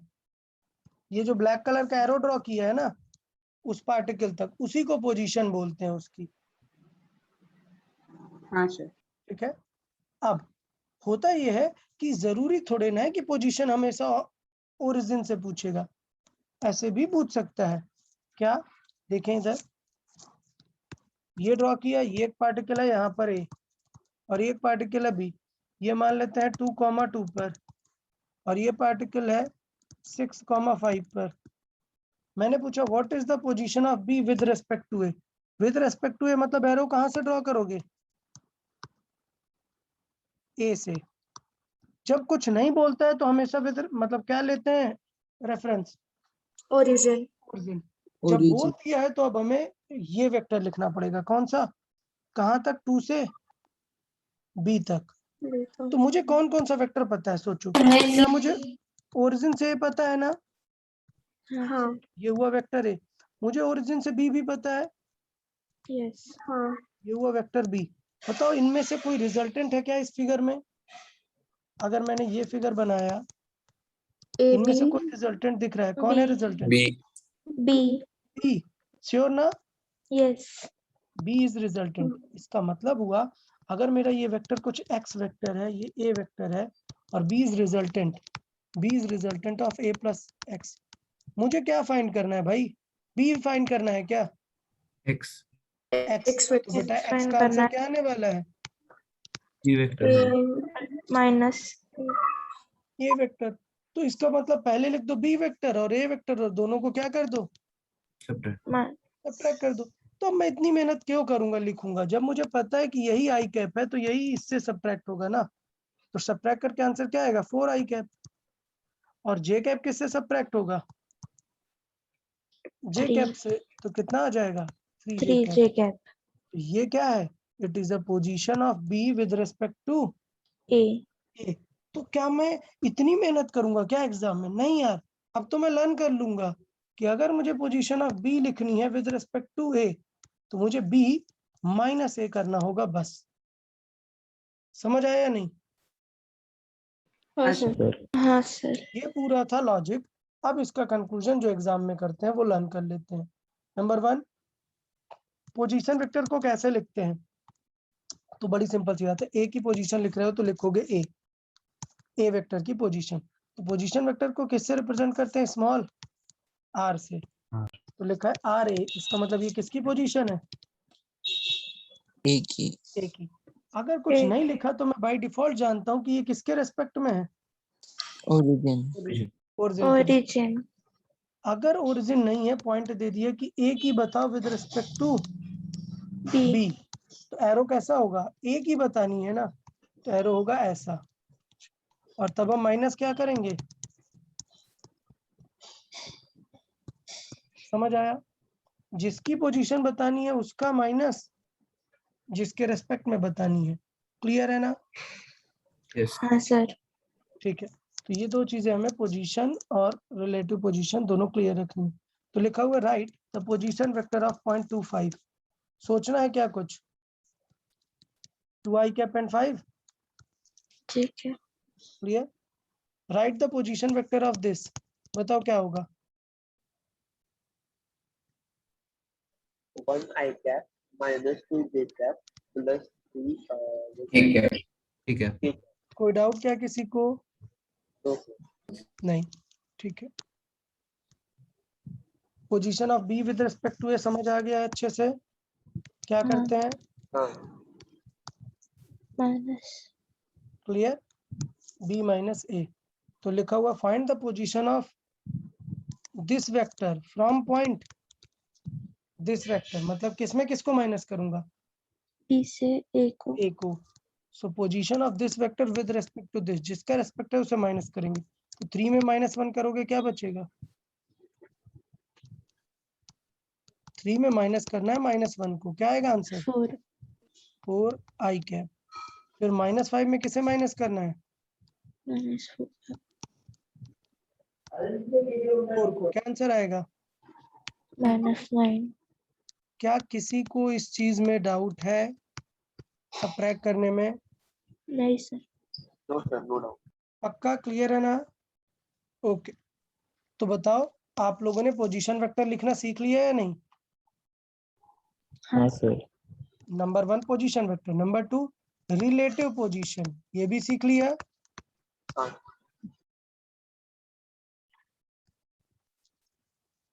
ओके, ठीक है।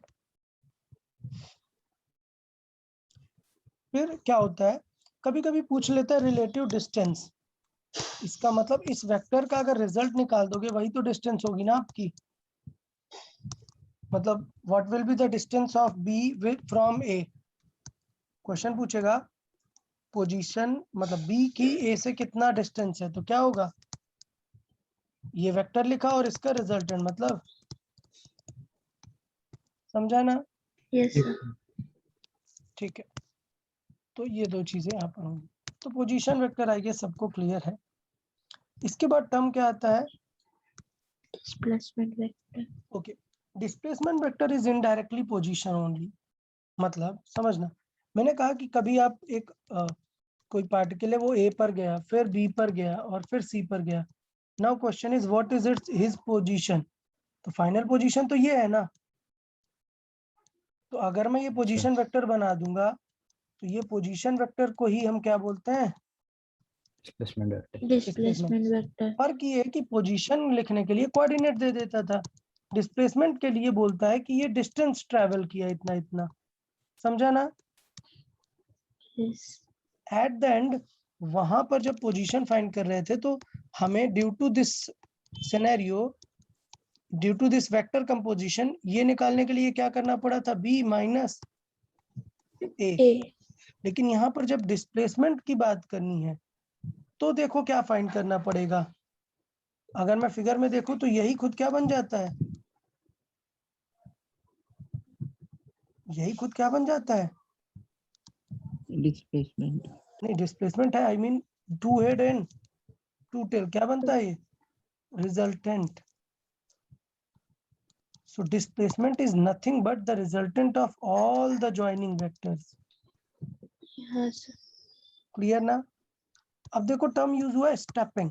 स्टेपिंग का सिंपल मतलब ये होता है कि head to tail. Okay, yes sir. हाँ सर, समझ गया। ओके, तो अभी जो डिस्प्लेसमेंट है जरूरी नहीं कि वो एक फिक्स लाइन होनी चाहिए, यहां से यहां तक होगा ना। अब तो ये बनेगा डिस्प्लेसमेंट वेक्टर। तो इसका आंसर वही है, ए बी सी सबको क्या कर दो, ऐड। ऐड। क्योंकि ये बी ऐसा कोई वॉल थोड़े है कि हम ये बता नहीं सकते, ये तो जस्ट एक वर्चुअल पाथ है ना। तो आप ऐड करके ये डिस्प्लेसमेंट फाइनल बता सकते हो। तो डिस्प्लेसमेंट इज फाइनल पोजीशन जो कि सबको ऐड करके आ सकती है। ओके, नंबर 2, जब डिस्प्लेसमेंट का क्वेश्चन आता है तो कभी कभी आपको इस तरीके से लैंग्वेज देता है कि a person is moving east, then turned south, then turned east again, then took north। तो बताओ ये एरो समझ में आई या नहीं? ईस्ट, हाँ सर। South, east, north. इसका मतलब हमेशा जिस भी पॉइंट पे वो पहुंच जाए तुरंत अपना ये सिंबल बना के चेक कर लो कि कहाँ जाना है। सपोज वो यहाँ पर पहुंच गया, चेक कर लो तुरंत ये साउथ है। बोला ईस्ट, यहाँ पर पूछा कि ईस्ट, तुरंत ये बना लो, अच्छा ईस्ट इस तरफ है, इधर जाएगा। तो ये अब एग्जाम में बनाते नहीं रहना, ये समझ लेना है कि ठीक है वो क्या बोल रहा है। अब आते हैं प्रॉब्लम कि कभी कभी ईस्ट वेस्ट की जगह क्या बोल देता है, राइट। Left left right. तो लेफ्ट का मतलब ये कभी नहीं होता कि ये लेफ्ट है और ये राइट है, नहीं। लेफ्ट और राइट डिपेंड करते हैं कि वो किस पॉइंट पर है, उसकी डायरेक्शन किधर है, उस पे लेफ्ट राइट डिपेंड करेगा। मतलब अगर वो ईस्ट जा रहा था और अब बोला कि वो लेफ्ट टर्न हो गया, मतलब किस तरफ टर्न हो गया, इधर। समझ आया कि नहीं? हाँ सर। क्योंकि उसका फेसिंग ईस्ट की तरफ है तो लेफ्ट हैंड किस तरफ जाएगा, नॉर्थ। नॉर्थ की तरफ। और अगर राइट बोला मतलब किस तरफ जाएगा, साउथ।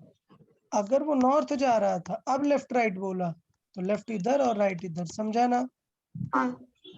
ठीक है, तो ये यहाँ पर है कि अगर ईस्ट जा रहा है तो लेफ्ट राइट कैसे लिखेंगे, अगर नॉर्थ जा रहा है तो लेफ्ट राइट कैसे लिखेंगे। लेफ्ट राइट क्लियर है ना? Yes, sir. Clear. Yes, okay, sir. Next. अब एक पर्सन की बात हम करते हैं कि एक पर्सन जा रहा था ऐसे नॉर्थ ईस्ट में, अब वो सडनली वेस्ट की तरफ टर्न हो गया। तो कुछ लोग क्या करते हैं, अच्छा वो इधर जा रहा था ना, तो अगर मैंने बोला कि लेफ्ट टर्न हो गया तो किस तरफ टर्न होगा? लेफ्ट मतलब 90 डिग्री ही माना जाएगा। तो वो किस डायरेक्शन में जाने लगा? इधर। समझा कि नहीं? ये बन गया क्या? Left. लेफ्ट। लेकिन अगर वो बोला कि वो वेस्ट की तरफ जाने लग गया, तो अब ये नहीं है कि आप इस पॉइंट पर कोऑर्डिनेट सिस्टम ऐसे बना दो और फिर बोलो कि अच्छा सर ये ईस्ट है ये वेस्ट है। नहीं, ईस्ट वेस्ट आर फिक्स्ड। तो अगर उसने वेस्ट बोला है तो मतलब डेफिनेटली किस तरफ टर्न हुआ? डायरेक्टली इस तरफ। बताए, कभी गलती तो नहीं करेंगे इस चीज को लेके? क्लियर है या नहीं? हाँ सर। अगर sir, लेफ्ट clear. राइट बोलेगा तो कितने डिग्री पे टर्न करना है? 90 degree. लेकिन अगर ईस्ट वेस्ट कुछ 90. भी बोला तो दीज आर फिक्स्ड। वेस्ट बोला मतलब सीधा पीछे ही जाना है, ठीक है? फर्क नहीं पड़ता वो कहाँ जा रहा था इनिशियली। ओके, बताइए ये कॉन्सेप्ट क्लियर है? हाँ sir. हाँ सर। ठीक है, तो अब देख लेते हैं कि क्वेश्चंस को कैसे सॉल्व करेंगे। Yes, तो एक sir. क्वेश्चन मैं सॉल्व करता हूँ, फिर आगे बाकी आप सॉल्व करेंगे। तो चले मैं क्वेश्चन रीड करता हूँ। फाइंड द फाइनल पोजीशन, मतलब फाइनल पोजीशन मतलब पोजीशन वेक्टर या डिस्प्लेसमेंट वेक्टर बताना है of a person moving 10 meter east. तो मैंने तुरंत ये बनाया और बोला कि ये 10 मीटर गया कहाँ?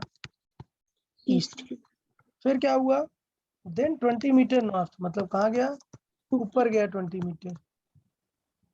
And takes left for next 40 meter. Left मतलब किधर? वेस्ट। वेस्ट की तरफ, क्योंकि अभी कहाँ जा रहा है वो? नॉर्थ ना, तो अभी North लेफ्ट मतलब इधर। कितना लेफ्ट लिया? 40। 40 meter. अब इसकी फाइनल पोजीशन, तो ये हो गई इसकी क्या? Final position. तो ये जो मैंने ड्रॉ किया, this is called geometrical method. क्या?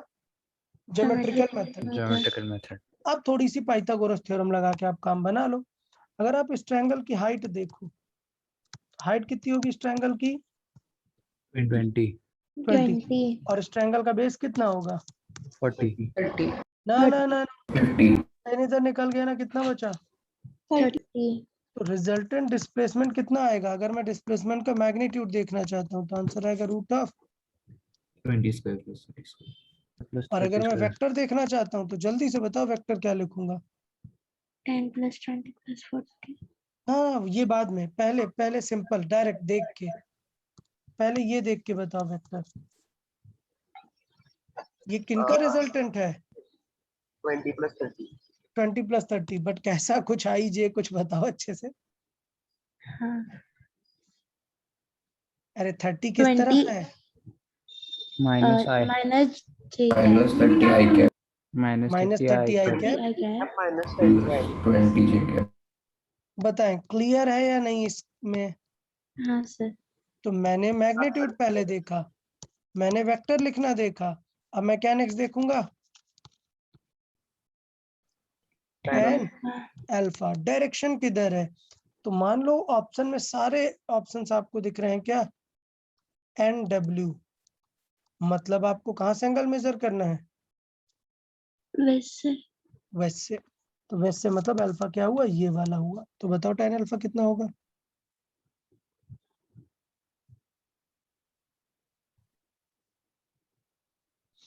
अरे भाई, जिससे एंगल लेते हैं वो कहाँ पर रहता है? 20/30। यस, 20 डिवाइड में 20/30। 30। तो बिकॉज ये वैल्यू 2/3 तो किसी की होती नहीं है, तो अल्फा का आंसर आएगा tan इनवर्स Inverse to 2/3। और किधर की तरफ मेजर हो रहा है? North of west. कोई डाउट क्या? no doubt. नहीं सर। अच्छा, अब सोचो सारे ऑप्शन में NW नहीं WN था, वेस्ट ऑफ नॉर्थ। तो इसका मतलब आपको भी एंगल कहाँ से निकालना चाहिए था? नॉर्थ से। नॉर्थ से। अगर ये अल्फा होता तब बेस कौन सा बनता? 20। 20 और डायगोनल ये परपेंडिकुलर बनता 30। समझ आया कि नहीं बताएं? हाँ sir. Yes sir. Yes, sir. तो ज्योमेट्री से समझ आया सबको? हाँ सर। Okay, Yes, sir. अब देखते हैं कि ज्योमेट्री बनाना मतलब थोड़ा छोटे बच्चों वाली बात है। अपन लोग डायरेक्ट वेक्टर लिखेंगे, तो मुझे पता है कि डायरेक्ट वेक्टर मतलब क्या होगा, सबका एडिशन। एडिशन, जितने भी वेक्टर आ रहे होंगे। तो चलो, पहला वेक्टर किधर जा रहा था, ईस्ट। मतलब 10 आई कैप। प्लस दूसरा कहाँ जा रहा था, north. 20 j cap. 20 JK. Plus takes left. तो अब फील करना है कि नॉर्थ जाके अगर लेफ्ट लिए तो कौन सी डायरेक्शन हो गई वो, वेस्ट। तो मतलब माइनस Minus. माइनस आई 50 कैप। कैप। खत्म है, अभी और भी कहीं जा रहा है? नहीं। नहीं। तो अब देख लो, आई कैप से सॉल्व होगा, क्या होगा, -30 आई कैप प्लस 20 जे कैप। अब इसे देख के तुरंत आप परपेंडिकुलर बना ही सकते हो, सारा कुछ बना सकते हो। इसे देख के बना सकते हो कि अच्छा रिजल्टेंट में 30 ये है और 20 ये है, मतलब ये रिजल्टेंट है। समझा? हाँ सर। उसे फिर वेक्टर सॉल्विंग से मतलब बेसिकली वेक्टर सॉल्व करो, बाद में अलग से फील कर लो कि रिजल्टेंट कहाँ पर है, फाइनल कहाँ पर है, ठीक है ना? क्योंकि हाँ। वेक्टर पता है मतलब दोनों चीजें पता है, मैग्नीट्यूड भी पता है और डायरेक्शन भी पता है। बताएं क्लैरिटी है या नहीं इस चीज की? हाँ सर, क्लियर। हाँ सर। पक्का? ठीक है, तो चले नेक्स्ट क्वेश्चन देख लेते हैं अपन फिर। चले इसे ट्राई करें।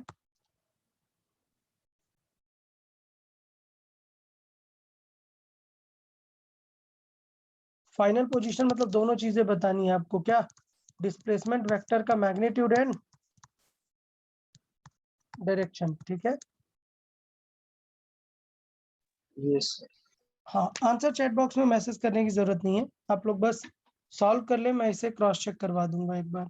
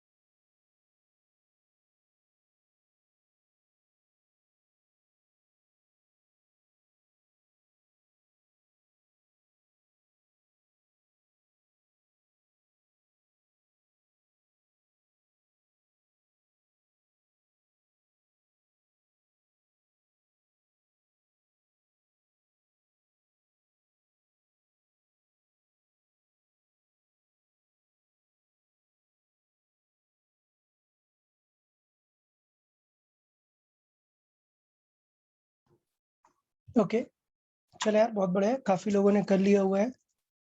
देखें, सिंपल था, ऐसा कुछ प्रॉब्लमेटिक नहीं था, स्ट्रेट फॉरवर्ड है और बहुत ही अच्छा अप्रोच कर सकते हैं। देखें, स्टेप वाइज मैं वेक्टर लिखना स्टार्ट करता हूँ कि displacement is resultant of all vector.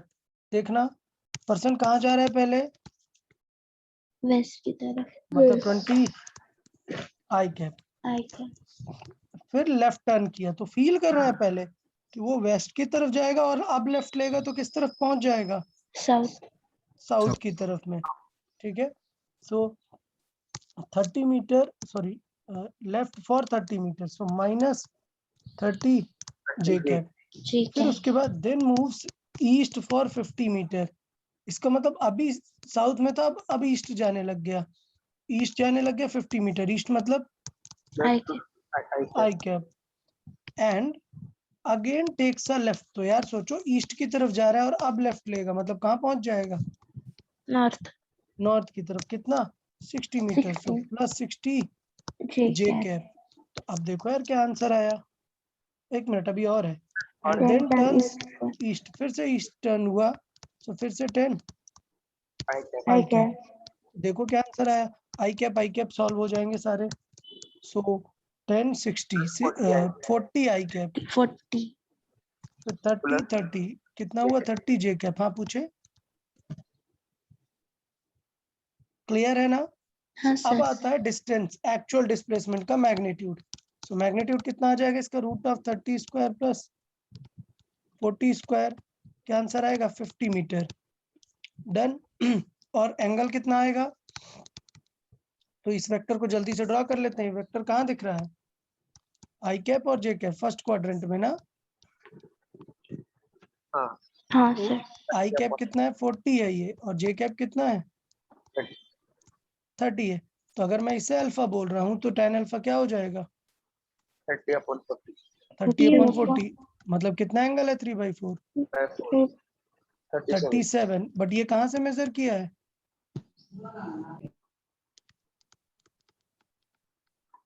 कहाँ से मेजर किया है हमने ये, ईस्ट ईस्ट से। से इससे। Towards north.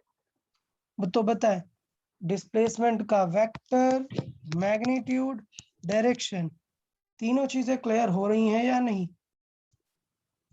Yes sir. हाँ सर। पक्का। Yes sir. ठीक है, तो मैं कंसिडर कर रहा हूँ कि डिस्प्लेसमेंट आपको क्लियर हो गया। अब एक बहुत ही फेमस टेक्निक लास्ट में, हर लेक्चर के लास्ट में कुछ तो बहुत अच्छा होके जाता है। देखें, एक बहुत अच्छी बात है कि यार अभी सोचो जब क्वेश्चन चल रहा था, तो अभी देखो हर बार मैं बोल रहा हूँ स्ट्रेट, इधर ईस्ट इधर वेस्ट, या फिर ऐसा कभी बोल रहा हूँ क्या कि किसी एंगल पर गया, नहीं। नहीं। अगर किसी एंगल पर गया सपोज, तो रिजल्टेंट तो होगा ये, ठीक है ना, डिस्प्लेसमेंट होगा ये। लेकिन दिक्कत ये है कि फिर क्या इस वेक्टर को डायरेक्ट लिख पाओगे क्या, नहीं। इसको डायरेक्ट लिख पाओगे क्या, नहीं। तो आपको ढूंढना पड़ेगा कि ये वेक्टर के दो आई और जे क्या है, क्योंकि कोई भी वेक्टर होगा ऐसे कंपोनेंट से मिलके बना होगा ना। Yes sir. तो उसे हम बोलते हैं क्या, वेक्टर रिजॉल्विंग। क्या बोलते हैं, वेक्टर Vector resolving. रिजॉल्विंग, या फिर रेजोल्यूशन ऑफ वेक्टर। ये बहुत इंपॉर्टेंट रोल कैरी करता है। मैं आगे जब नेक्स्ट लेक्चर्स में बताऊंगा कि इसका इंपॉर्टेंस कितना ज्यादा है। इसका सिग्निफिकेंस ये है कि कभी अगर कोई वेक्टर कहाँ पर दिया हो, किसी एंगल में दिया हो, तो आप उसकी जो सेगमेंट है उसमें उसे हमेशा लिख सकते हैं, ठीक है ना। तो अगर सोचो यही क्वेश्चन है, क्वेश्चन दिखा होता है 50 meter 37 degree north of east, तो पक्का आप इसे कैसे लिख सकते हैं, इस तरीके से लिख सकते हैं ना भाई। इसी का तो ये आंसर आया है ना। तो अगर मैं बोलूं कि मैंने क्वेश्चन में आपको ऐसे वैल्यूज दी हैं और वेक्टर फॉर्म में लिखो, तो डेफिनेटली आंसर यही आएगा ना। सर। तो इसे बोलते हैं कंपोनेंट या रिजॉल्विंग मेथड। क्या आपको चेक करना है कि आई कैप में क्या आंसर आएगा और जे कैप में क्या आंसर आएगा, और वो बहुत ही सिंपल है। अगर आप देखो तो क्या, इस वेक्टर को लोकेट करो, कहां पर है ये, 50 मीटर है, कितनी दूर, 37 नॉर्थ ऑफ ईस्ट, मतलब ये हुआ ना, यही वेक्टर था ना ये फाइनल। हाँ सर। Yes sir. अब इसको निकालने हैं क्या आपको, रिजॉल्विंग करना है, मतलब क्या बोलते हैं उसे, कंपोनेंट करना है। तो बहुत ही सिंपल सा क्राइटेरिया है यार, बहुत ही सिंपल। ये एक ट्रायंगल बनाएगा ना डेफिनेटली, और यही sir, होता है yes. अपना आई कैप वाला यानी एक्स, और ये होता है वाई। तो मैथमेटिकली मुझे पता था ना ये वाई वाला क्या आता है, sin theta साइन, और ये बेस वाला क्या आता है, cos theta. तो बस डायरेक्ट आंसर हो गया। आई कैप में आंसर क्या आएगा 50 cos 37 आई कैप, और जे कैप में क्या आएगा 50 इंटू sin 37. साइन 37 जे कैप। कोई डाउट क्या वेक्टर रिजॉल्विंग में? पार्ट नहीं समझ में आया अपनी डायरेक्ट क्या? कैसे। हाँ डायरेक्ट, ये ट्रायंगल में मुझे पता होता है ना यार कि y चाहिए मुझे, तो मैं y क्या लिखता हूँ, sine theta is equal to क्या लिखूंगा, y by 50 perpendicular over diagonal, तो y की वैल्यू क्या आएगी 50 साइन थीटा ना। हाँ x वैसे। के लिए क्या यूज करूंगा, हाँ cos यूज करेंगे। cos theta. So cos theta क्या आ जाएगा x over 50 base over diagonal, तो x कितना आ जाएगा 50 cos थीटा। cos और theta। अगर x और y आ गए तो यही तो आई कैप और जे कैप है ना। हाँ सर। ये Yes. बहुत ही सिंपल थंब रूल है, जहां से थीटा दिया होगा कॉस वहीं आएगा ना। तो आपको लर्न करना है कि दो कंपोनेंट होते हैं साइन और कॉस, जहां से थीटा गिवन है वहां क्या आता है कॉस, और उसके परपेंडिकुलर में क्या आता है हमेशा sin theta. साइन। तो ये देखो मैंने इसे लिख दिया क्या कि जिसमें कॉस थीटा आता है जहां से एंगल गिवन होता है। सोचो ये पी वेक्टर गिवन है थीटा एंगल पर, तो डेफिनेटली क्या आएगा, ये कॉस थीटा होगा और ये Theta. Sine theta. अगर सोचो अल्फा यहाँ से दिए है यहाँ से, तो फिर कॉस थीटा कहाँ आएगा, इधर, समझा ना। हाँ सर। तो तब अगर वेक्टर लिखोगे तो ये होगा this I cap this J cap, लेकिन अगर इसका वेक्टर फॉर्मेट लिखोगे तो दिस जे कैप और दिस आई कैप। तो साइन और कॉस नहीं डिफाइन करते कि आई कैप जे कैप क्या रहेगा, आई कैप जे कैप अपने अकॉर्डिंग ही है, ये आई है और ये जे है, सिर्फ साइन और कॉस की वैल्यूज बदलती हैं डिपेंडिंग अपॉन अल्फा। अल्फा जो एंगल दिया होगा। और अच्छी बात, फर्क नहीं पड़ता कि आपको हमेशा आई जे में करना है, कहीं पे भी कर सकते हो। सोचो पी का एंगल दिया था थीटा कहाँ, इस रैंडम एक्सिस नॉर्थ ईस्ट के अबाउट, तो आप हमेशा कंपोनेंट जहां से थीटा दिया वहां कर सकते हो, आप यहां से भी कर सकते हो और यहां से। प्रॉब्लम बस ये हो जाएगी कि अब आप इसमें आई कैप नहीं लिख सकते हो, ठीक है ना। हाँ। तो इसका मतलब जहां से थीटा गिवन था वेक्टर का, ये पी का थीटा गिवन था, तो इस बेस पे कॉस और इस पे साइन आ जाता है। फर्क ये है कि अगर ये हॉरिजॉन्टल नहीं है तो बस आई कैप नहीं लगा सकते, ठीक है ना। तो इसका मतलब इवन ये थीटा दिया है, आप ये थीटा फाइंड करोगे और पूरा थीटा निकाल के ये दो कंपोनेंट निकालोगे, तब आप आई और जे के लिख सकते हो। क्लियर है या नहीं?